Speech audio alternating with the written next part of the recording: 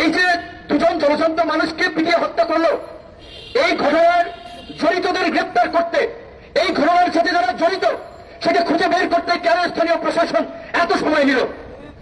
ভারতের লোকসভা নির্বাচন, রাজনৈতিক সচেতন মহল এবং দেশের বুদ্ধিজীবীরা স্বাভাবিকভাবেই একটা আশঙ্কা করেছিল ওইখানে ভারতে উগ্র হিন্দুত্ববাদী যে বিজেপি দল, তাদেরকে জেতানোর জন্য ওই উগ্র হিন্দুত্ববাদী দলের মদতপুষ্ট আওয়ামী লীগ এবং এইখানকার ফাঁসিবাদের দোসররা এইখানে একটা সাম্প্রদায়িক ঘটনা ঘটাবে।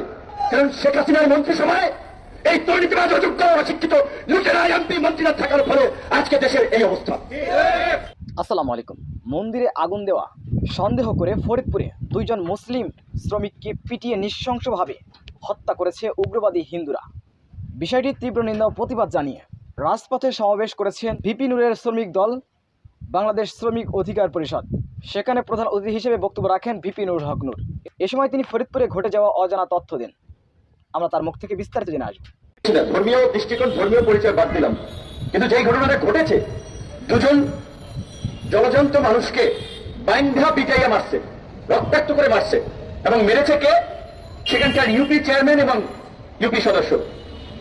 এটা নিশ্চয়ই একটা নৃশংস ঘটনা, একটা বর্বর ঘটনা, একটা জঘন্য ঘটনা। তা এই আর কোনো পরিচয় খোঁজার দরকার নাই।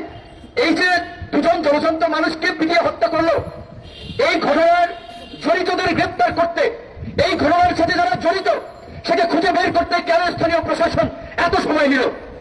আমি দুঃখজনক যে প্রথম দিকে ওইভাবে মূলধারার কোন মিডিয়ায় সংবাদ আসে নাই।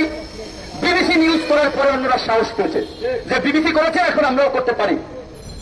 তো তাহলে এইভাবে মানুষকে পিটিয়ে মারবে, সেইটা একটা সংবাদ হবে না? সেটা নিয়ে স্থানীয় প্রশাসন তৎপর হবে না? সেইটা নিয়ে কথা বলা যাবে না?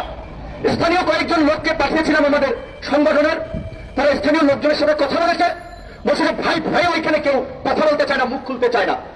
একবার চিন্তা করেন যে দুজন মানুষকে পিটিয়ে হত্যা করলো, এবং ঘটনাটা কি ঘটলো? একটা প্রাথমিক বিদ্যালয়ের টয়লেট নির্মাণ করার জন্য শ্রমিকরা কাজ করছে, সেই নিরীহ শ্রমিকদেরকে পিটিয়ে হত্যা করলো। এবং এই ঘটনার রহস্য যদি আপনারা উন্মোচন করেন, ঘটনার তাৎপর্য, ভিতরে অন্তর্নিহিত তাৎপর্য যদি আপনারা একটু দেখার চেষ্টা করেন, যারা মেরেছে তারা ছিল হিন্দু সম্প্রদায়ের কতিপয় দুর্বৃত্ত, উগ্র হিন্দুত্ববাদী। আর যাদেরকে মেরেছে, যারা হত্যাকাণ্ডের শিকার হয়েছে, দুজন মুসলমান যুবক। তো এই হিন্দুরা মেরেছে, একজন হিন্দু মারতে পারত, কিংবা মুসলমান, ওরা শ্রমিক, ওদেরকে মুসলমানদের দিয়ে মানাইতে পারত। কেন হিন্দু এবং মুসলমানের বিষয় এখানে তৈরি হলো? পরিষ্কার ভাবেই আমাদের যেটা অনুমান এবং সামগ্রিক প্রেক্ষাপটে এই বাংলাদেশের অতীতেও এই হিন্দুদের মন্দিরে আক্রমণ, কিংবা কোথাও মন্দিরে ভাঙচুর, কক্সবাজার বৌদ্ধ মন্দিরে আক্রমণ, এই ঘটনাগুলো যদি আপনারা বিশ্লেষণ করেন, একই সূত্রে গাথা। রাজনৈতিক ফায়দা হাসিলের জন্য এই সমস্ত ঘটনাগুলোতে মদত দেওয়া হয়, পৃষ্ঠপোষকতা করা হয়, রাজনৈতিক ছত্রছায়ায় এই ঘটনাগুলো ঘটানো হয়। ভারতের লোকসভা নির্বাচন, রাজনৈতিক সচেতন মহল এবং দেশের বুদ্ধিজীবীরা স্বাভাবিকভাবেই একটা আশঙ্কা করেছিল ওইখানে ভারতে উগ্র হিন্দুত্ববাদী যে বিজেপি দল, তাদেরকে জেতানোর জন্য ওই উগ্র হিন্দুত্ববাদী দলের মদতপুষ্ট আওয়ামী লীগ এবং এইখানকার ফাঁসিবাদের দোসররা এইখানে একটা সাম্প্রদায়িক ঘটনা ঘটাবে। তো ঈদ চলে গেছে, রোজা চলে গেছে, নানান কারণে হয়তো সেটি ঘটে নাই, কিন্তু শেষ পর্যন্ত যে ঘটনাটি ঘটল লোকসভা নির্বাচনের আগের দিন, এইখানে যদি ওইখানকার মুসলমানদের যদি এটাতে রিয়াক্ট করতো, হিন্দু মুসলিম একটা দাঙ্গা শুরু হয়ে যেত না? কিন্তু আমার একটা কথা সেই দেশের মানুষকে আমরা এখানে বলতে চাই, এই যে কতিপয় হিন্দু দুর্বৃত্ত এই ঘটনা ঘটলো, নিশ্চয়ই এর জন্য সমগ্র হিন্দুরা দায়ী না, এমনকি ফরিদপুরের হিন্দুরাও দায়ী না। আবার কোথাও কোথাও যে বিভিন্ন অঘটনে যে একজন মুসলমান কিংবা অন্য মানুষের সম্পৃক্ততা পাওয়া গেছে, তার জন্য ওই সম্প্রদায়ের পুরো মানুষ দায়ী না।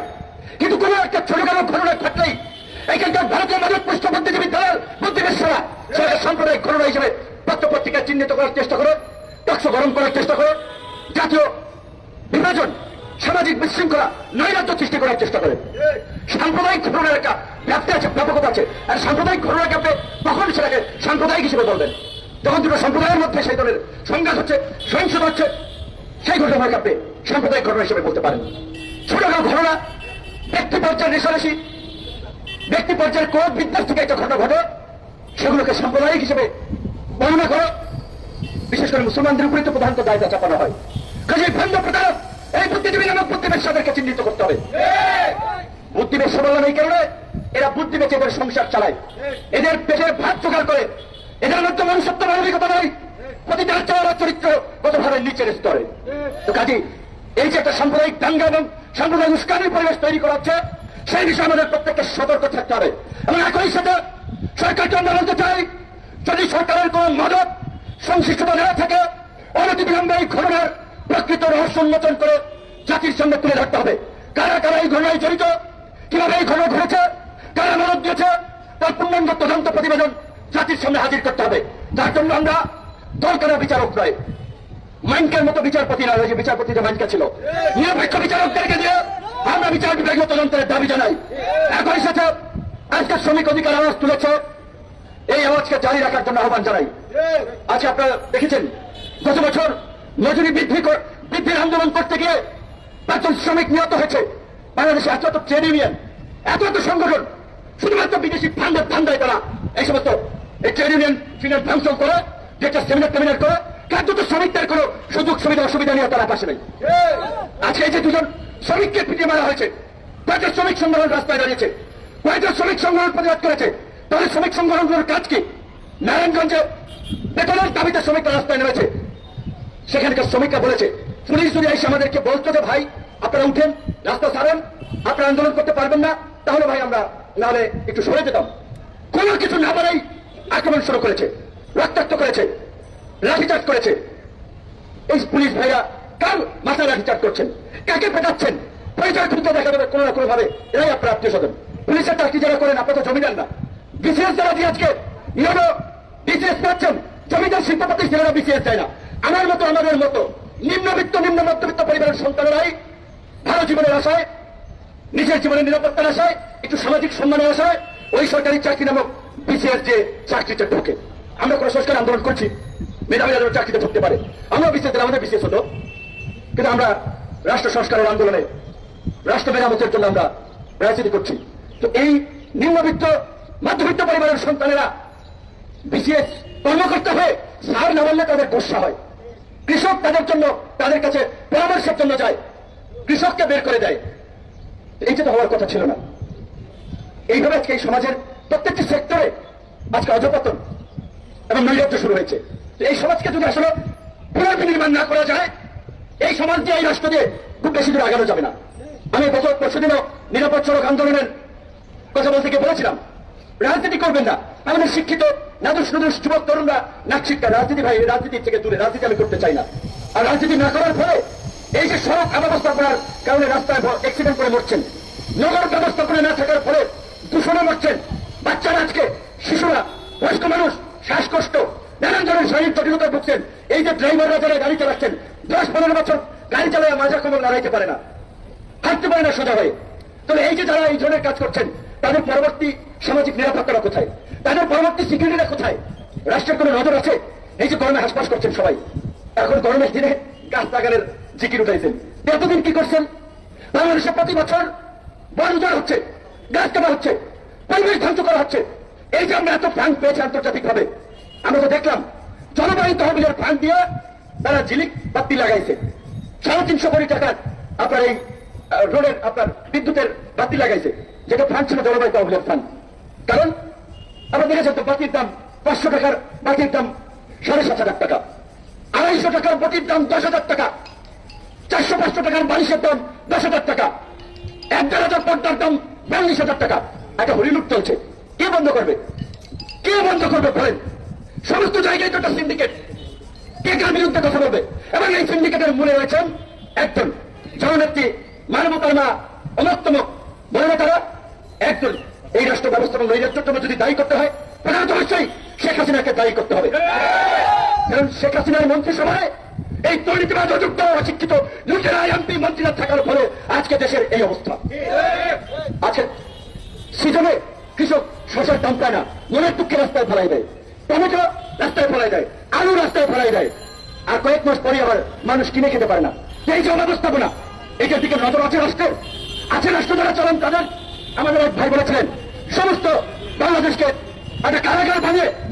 আজকে তিনি বলছেন যে বিরোধী দলের নেতা কর্মীদের বিরুদ্ধে কোন রাজনৈতিক মামলা নাই। এক ভাই বলেছেন এটা ঠিক, এতে যারা মিথ্যা কথা আর কিছু আছে? তো একটা রাষ্ট্রের প্রধান তিনি এইভাবে সমস্ত জনগণের সঙ্গে প্রতিনিয়ত মিথ্যাচার এবং মিথ্যা কথা বলে, তার মধ্যে কি মানবিকতা মনুষ্যত্ব আপনারা খুঁজে পাবেন? সে আপনাদের জন্য কি করবে? এই মিথ্যাবাদী শাসকরা এই জাতির জন্য অভিশাপ এবং আযাব নিয়ে আসছে। আল্লাহ বলছে না, তোমরা যেরকম তোমাদের শাসক হবে সেরকম। তো কাজে আযাব আমরা নিয়ে আসছি, বালা মুসিবত হাতের কামাইতো। কাজে আযাব থেকে মুক্তির জন্য এই ফাঁসিবাদের বিরুদ্ধে আওয়াজ তুলুন, রাস্তায় নামুন। কে রাস্তায় নামলো, কে কি বললো, সেইটা না দেখে আপনার দায়িত্বটা আপনি পালন করুন। যেই কারণেই আমরা 2 দিন পর পর পেট করে দাঁড়িয়ে চিল্লাই, শখ করে রাস্তায় নামে আমার কি কাম খাই হয় এত কষ্ট করে প্রতিনিয়ত গরমের মধ্যে রোদের মধ্যে রাস্তায় দাঁড়াবো, তারপর আমার মামলাও খেতে হয়। কাউকে না কাউকে আগে আসতে হবে। কাজে যারা করছে না তাদের অজ্ঞতা, তাদের মূর্খতা, তাদের স্বার্থপরতা, কিন্তু আপনাদের সেই দিকে চেয়ে থাকলে হবে না। ডেডিকেটেড ভাবে যারা কাজ করবেন, মানুষের পক্ষে থাকবেন, মানুষ তাদেরকে মূল্যায়ন করবে। তার তো বড় নজির এবং উদাহরণ গণ অধিকার পরিষদ। অল্প সময়ের মধ্যে সারা বাংলাদেশে এত জনপ্রিয় জনসমর্থন কেন অর্জন হয়েছে আপনাদের? কেন বাংলাদেশের ইতিহাসে দেখেছেন ছাত্র অধিকার পরিষদের ছেলেরা হোটেলে খেতে যায়, অনেক মানুষ খুচরো বিল দিয়ে যায়।